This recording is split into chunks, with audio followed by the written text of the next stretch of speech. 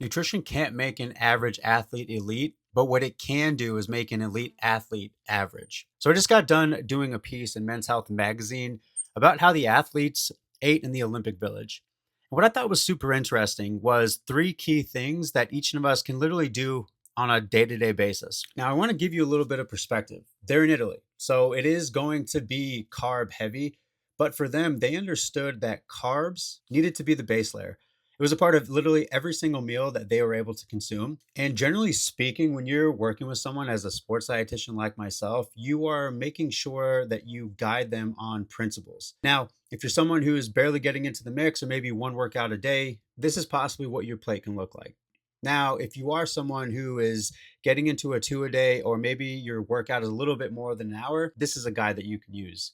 Now, if you're an elite athlete like these individuals, this is likely a guide that you can start with. More or less, when you calculate out carbohydrate needs for athletes or really, really active individuals, there's a lot of variance. So, generally speaking, you can start at 4 grams per kilogram of body weight, and it can go all the way up to 12 and sometimes a little bit more. In these cases, carbs for them were the base layer. It was exactly what they needed to go out and compete at their best. You see, carbs are your preferred fuel for high output work, and it also helps you to recover so that tomorrow's training session is still elite in the same way that your training session earlier in the day was. And they would tighten the timing around certain training sessions by adding in quick digesting carbohydrates like fruit, rice, or even low fiber pastas. And then outside of their training sessions, that's where they were able to add complex carbohydrates, things like legumes or whole grains. Now, the other piece that I thought was really interesting was how creative they got with protein. Most of the time, when most people think about protein, they think about protein from the standpoint of animal protein.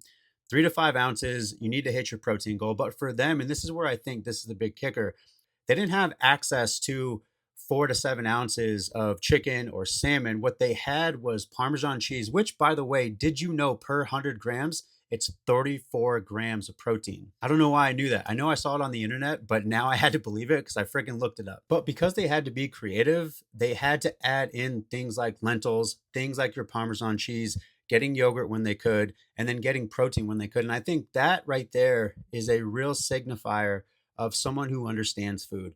Most of the time, when I'm guiding an athlete or an artist through the process of creating a meal for themselves, I'm having them be creative. I'm having them add seeds, something like pumpkin seeds, which will give you an extra 6 to 8 grams per serving. I'm having them add fortified pastas that might give you both protein and fiber, and then having them supplement if they need to, but we start with foods first. And then lastly, they used caffeine as a tool. Most people are just downing and smashing caffeine like it's their personality trait, which I think inherently is a problem because it impacts your recovery.